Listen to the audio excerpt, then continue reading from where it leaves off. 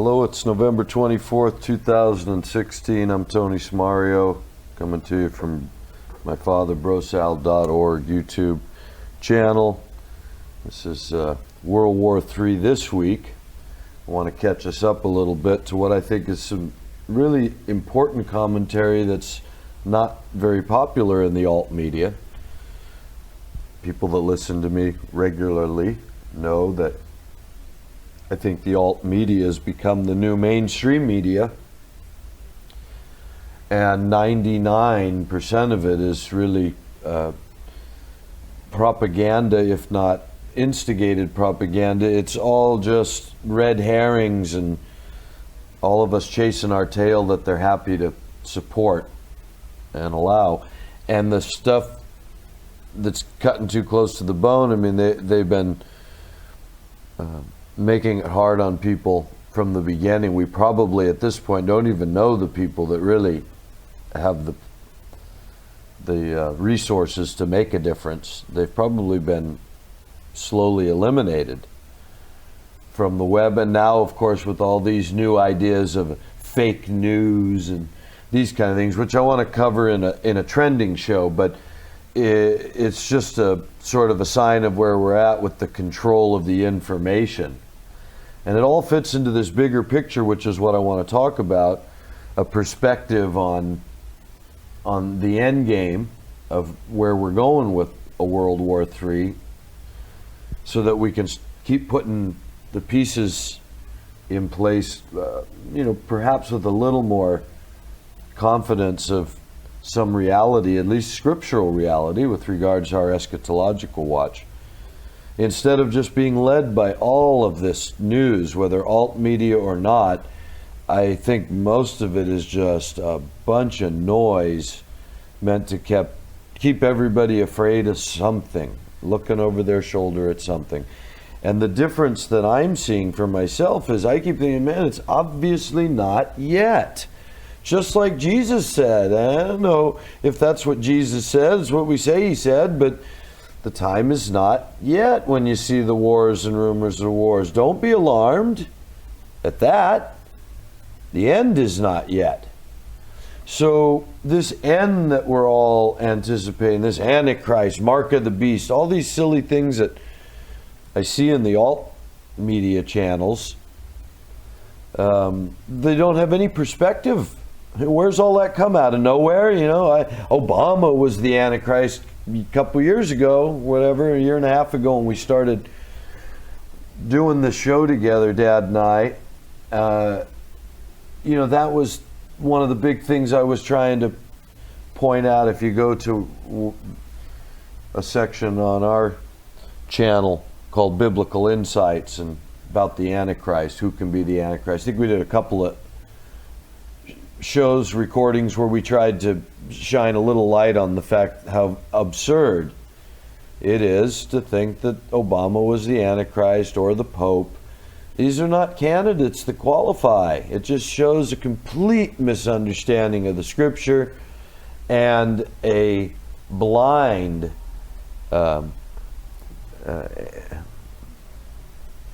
dedication to a traditional perspective that has zero relevance in the real world. And so I want to put a little relevance on where we're at right now, as far as I'm concerned.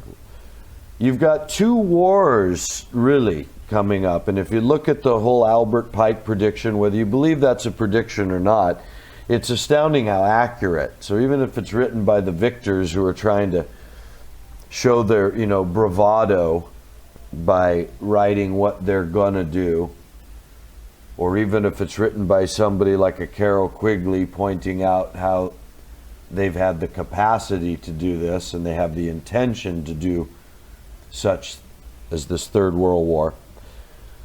I mean, it's pretty hard to write it off as just a crazy shot in the dark, isn't it?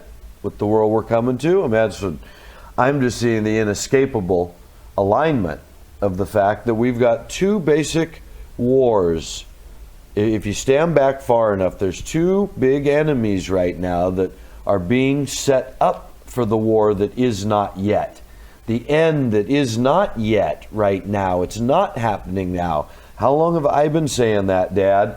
That it's not happening now, right? The end is not yet. Wars and rumors of wars, famines, earthquakes, oh boy, lions and tigers and bears, oh my. But don't be alarmed at that. So what are we also alarmed about? Because it's taking our mind off of thinking clearly. That's what the alarm's all about. But if you think clearly, where the money's been going, where the guns have been setting up, is funding these two wars.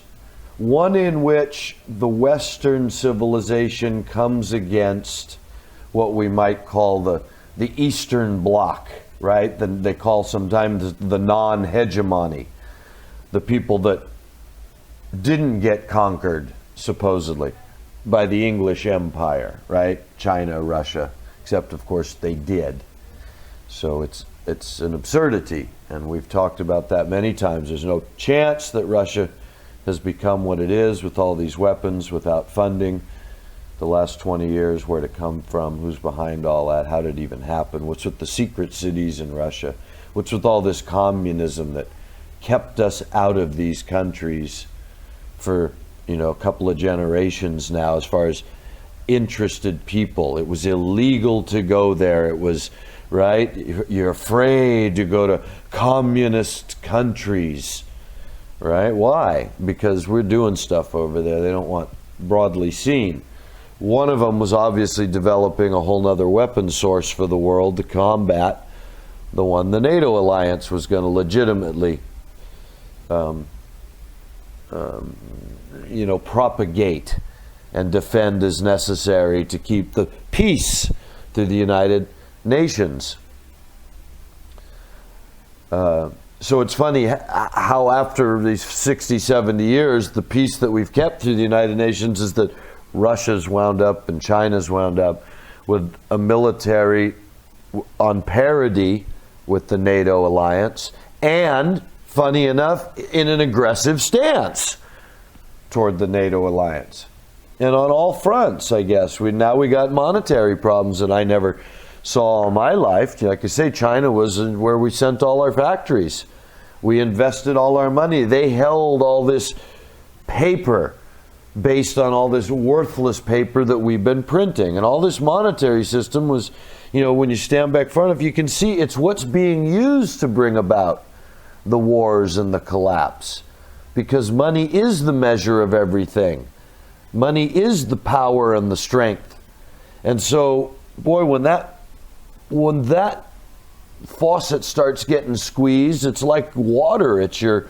That's your lifeblood. There's only two things, I suppose, a nation has to fight for: water and money in the world. Otherwise, how are you going to buy your resources? How are you going to buy your food and your water? Ensure your safety. I mean, that's the narrative, anyway, that we live under. And so it's through this false narrative of a Cold War and such, communists, the Red Scare, a commie behind every day we're going to infiltrate it. Everybody's looking over their shoulder. It's just such a classic misdirection. It's what we've been living, this classic misdirection, propagandized version of reality. And so you got to stand back far enough now to go, to what end? Who's been directing this? Even if we can't say who, we can see what. What kind of show are we in? What kind of commie, tragedy, action, adventure, drama is taking place here? And so when you stand back front of you can sort of see the plot come together. Especially, again, I'm always pointing to this last 100 years because it seems quite reasonable when you pull all the evidence together of an Illuminati formed shortly before, coincidentally at the time of the formation of the U.S. Republic, which can be seen to have been infiltrated by the same agents like Alexander Hamilton. I'm sorry, I keep forgetting which one's the hero and which one's the treasonous fraud.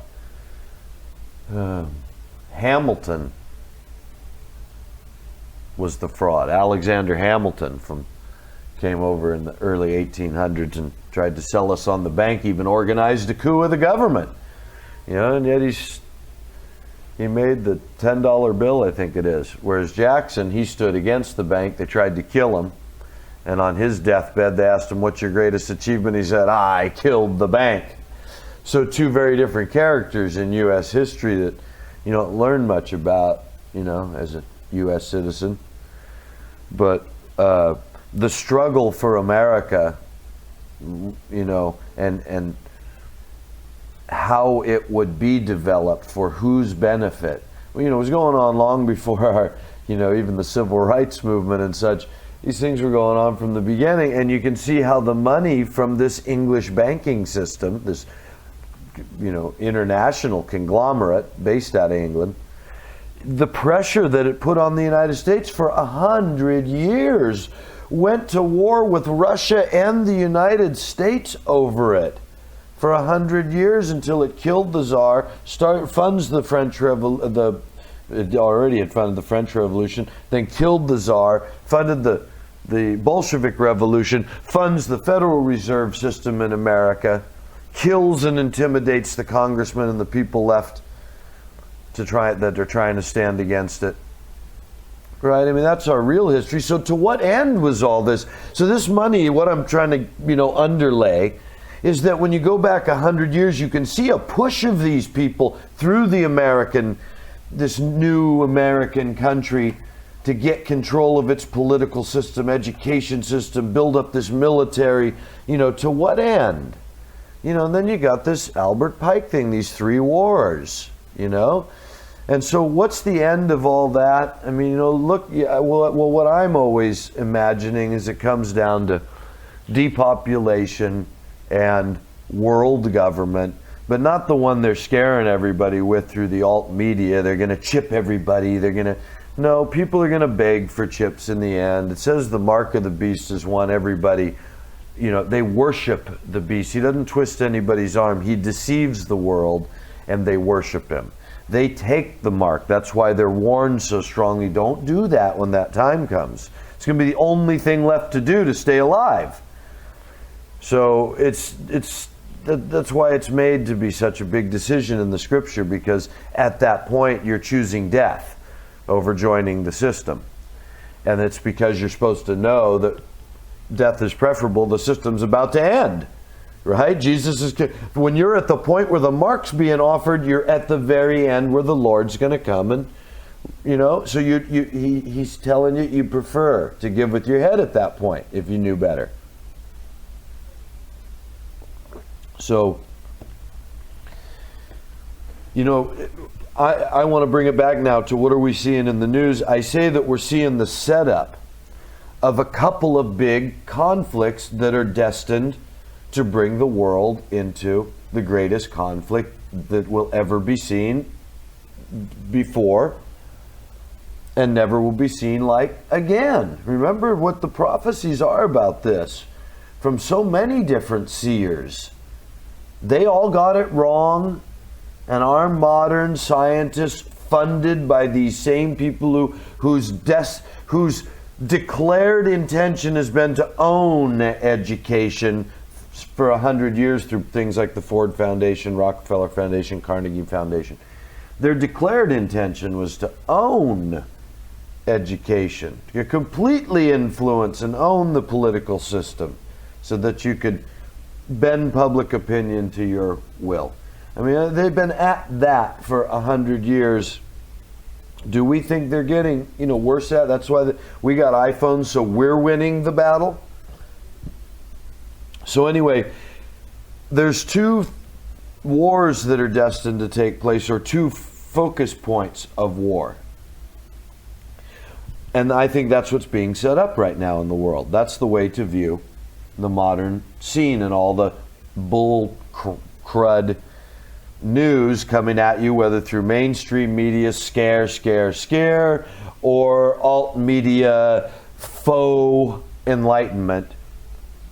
What's really coming is the setup for the NATO alliance, the USA, and the guns that have been backed in the Western world to go against this Russia-China alliance that's being suddenly brought, this thing that never existed a few years ago, all of a sudden Syrian war, Arab Spring, you just unravel the last 15 years and it looks like a stage play when you consider where our goals have been, or okay, let's put it a different way. When you consider what a certain group of stated goals have been, and that's this other pressure point in war, which is this Zionist Greater Israel Project alliance of the Christians and the Jews to go slaughter all those Arabs and take that land and build a temple to rule the world forever, like God said. The Messiah is going to come back, right? That's what the Christians and Jews want.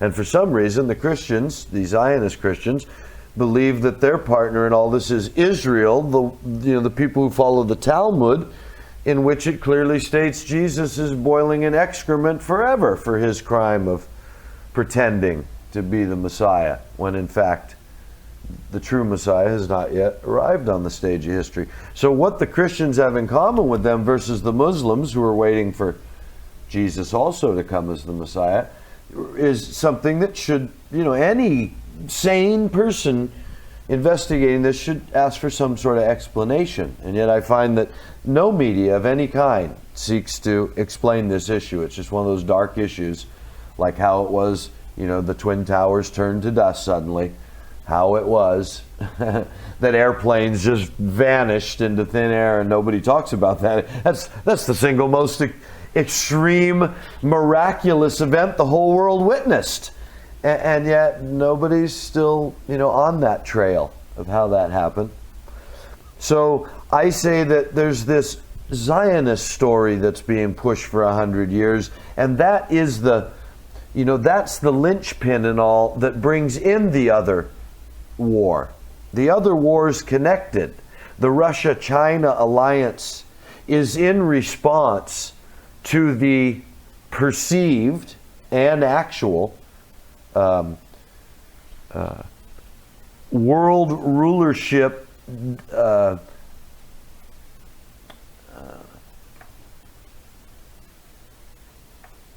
means and intentions that this Zionist alliance has. They truly believe they're going to rule the world. They're going to turn that Middle East into the greater Israel. That's the new world. They are going to reduce the population and change things. That's this Zionist agenda. And against that, the red team, blue team, Hegelian dialectic paradigm that allows for that to change the world and happen in an apocalyptic way. This war that's never been seen before and wherever we see it again. To be on that scale, there has to be some sort of enemy beyond simply Israel and the Arabs. And that's why it has to affect the whole world through the monetary system. And the fact that the money and the way that power structure has been set up the last 100 years through the loaning of money. Who's got what? And the power to leverage what? And what's worth what, such as pipelines, gas deposits, gold markets, water markets, food, banking, all the things that are the levers in the world. Who's got them and who doesn't? That's how they play one side against each other, through the real world of real governments, real people starving, real people working, hungry, needing benefits and either getting them or not getting them. How you make America ready to go, a Christian country into a militarized country ready to kill everybody, threaten them that everybody's going to take their stuff. Give them a bunch of stuff, more than everybody else, and tell them how everybody else wants to just take all their stuff. They hate them for having so much stuff. Because, of course, it's their freedom that brought them their stuff. Not the fact that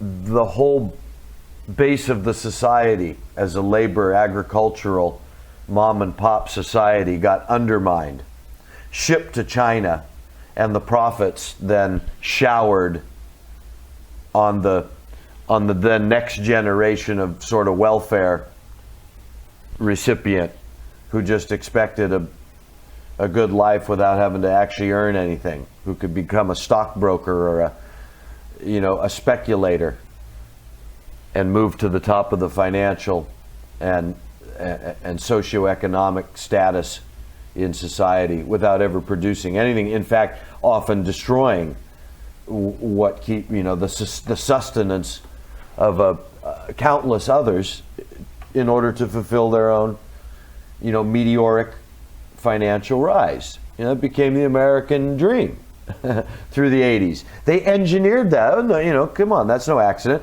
But what it produced was people like me. When I was young, all I wanted was a Ferrari and a house on the hill and to be the winner. He that has the most toys wins. That's what I wanted. Like every smart American that had a brain. How do I get it? How do I get mine?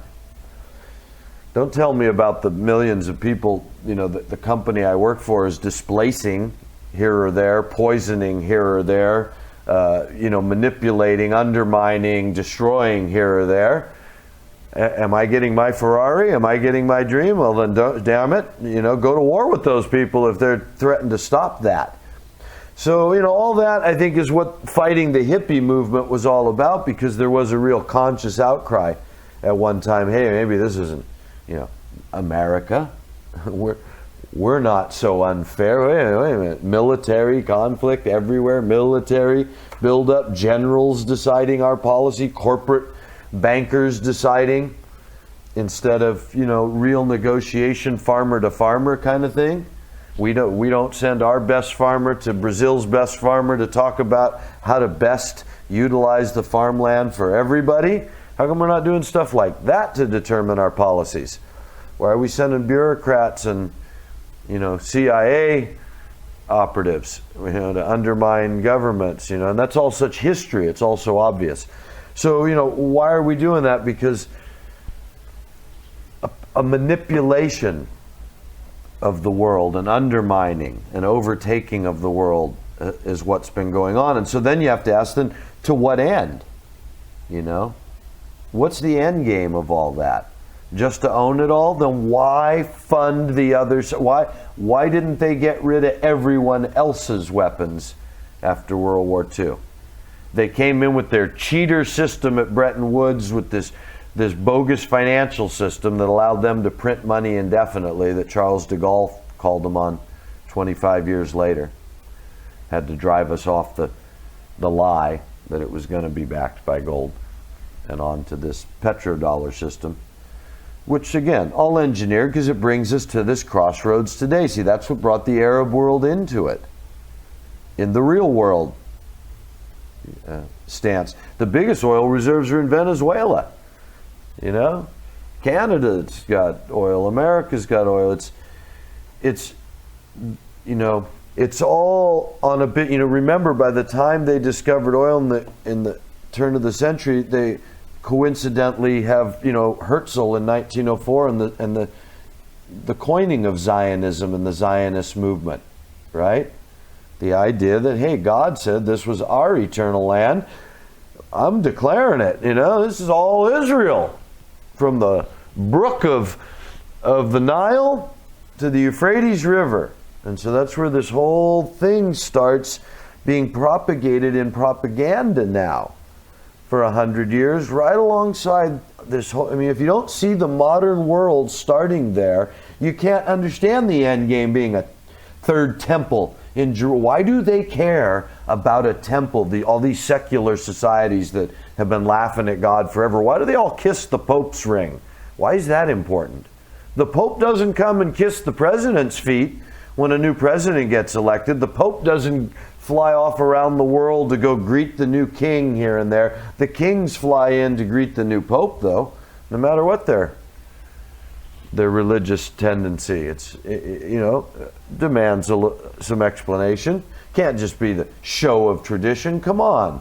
You're trying to show your constituents that you don't bow to this stupid religious fairy tale, and you do it by going with your family and humbling yourself like a dog with its tail between its legs, while back at home you bark around Parliament like you're some big shot. But then you go to Rome and you look like a little whimpering dog with his tail between his legs, even if you're the Bushes, even if you're the Blairs, even if you're the Queen. I mean, come on, what's the connection there? It's not just, why the show? If nobody even believes in that stuff anymore. So anyway, I say because they're setting up, these two wars are coming, and we're just seeing the setup. They've got to set up this Russia-China alliance, and now you see there's another thing going on, this Shanghai cooperative, right? This financial cooperative. It's just another way of threatening the monetary system. It's one more way to get those Americans and Western Europeans ready to kill each other. And what's in the news right now is this whole thing, this EU army, right? It's all propaganda crud, but the whole point is that this was what they're having to look at. Oh, Trump's in there, NATO's not so solid. Who knows if they'll say, hey, we can't afford to defend Spain. They're broke. They can't pay us back, so we're pulling out of Spain. Well, then Europe's saying, well, damn, we don't want Spain overrun by Muslims.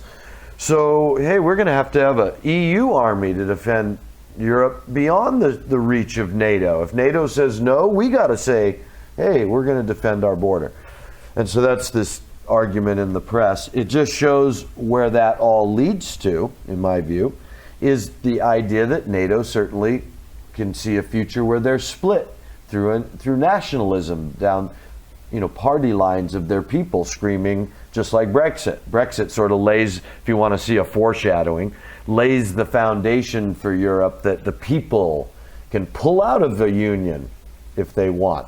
And so when the time comes where they start feeling threatened, whether through the World Bank putting them in the position like Greece, or whether it's through this new monetary alliance, and they decide, hey, we want to side with the Russia, China, Brazil, India, Shanghai co-op, or whatever's, as these things morph into the credible and relevant pressure point of the future. I think that's what I'm watching for, because I think that's where the pressure is going to come from. Eventually the system's going to collapse. Why? It's going to be threatened by something that's finally going to overturn it, because what? This false deliverer, all the Muslims, they all go with this new system, and the old one just collapses in a day. The Babylon system's over suddenly. I don't know. Right? But look in the real world as it's setting up. What is the end game? The end game is this giant war that pits, everybody against each other. North Korea, South Korea, Philippines now riding the fence so that they want to throw in with Russia and China. Just dividing up the territory a little more. Turkey now, right? After going through this, whether it was a mock coup, it seems like it was. Real coups, if they're funded by the people that want to take over nowadays, they probably wouldn't have failed, and it would have been a lot bloodier, and it would have resulted in a lot bloodier fallout, because if you're going to have a coup, it means you're really PO'd.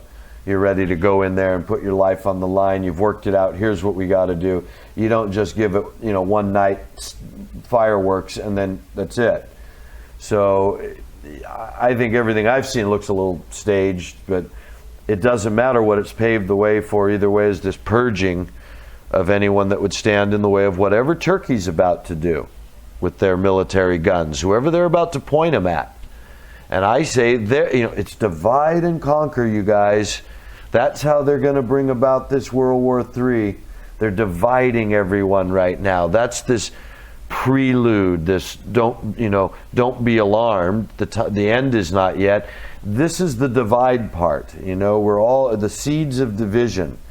And so that's why we're being shown so much truth right now, what the Zionist Alliance is really about, who really funded Bolshevism, how, it's just getting all the people divided, this election, it's paving the way, this idea that Trump can do whatever he wants. Trump's going to do this and Trump's going to do that.